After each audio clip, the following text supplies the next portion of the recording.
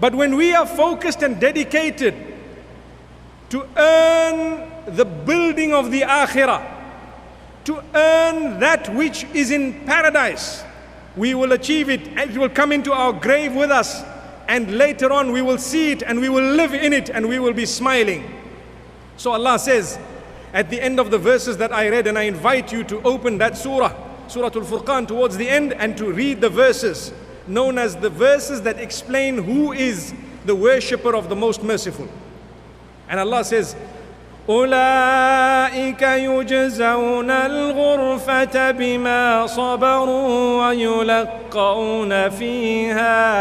ويلقون فيها تحية وسلاما خالدين فيها حسنت مستقرا ومقاما. May Allah grant it to us. Allah says, those are the people who will be recompensed with something known as Al-Ghurfa, a special place in paradise. A special abode in paradise is awaiting those who were dedicated and focused upon that particular place. That's what makes you a good Muslim. Subhanallah. And Allah says they will dwell therein forever. They will have whatever they want there.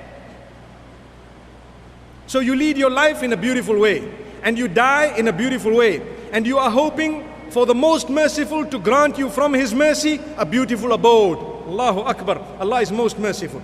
Remember one thing, my brothers and sisters, none of us should lose hope in the mercy of Allah. A good Muslim always knows that Allah is most merciful.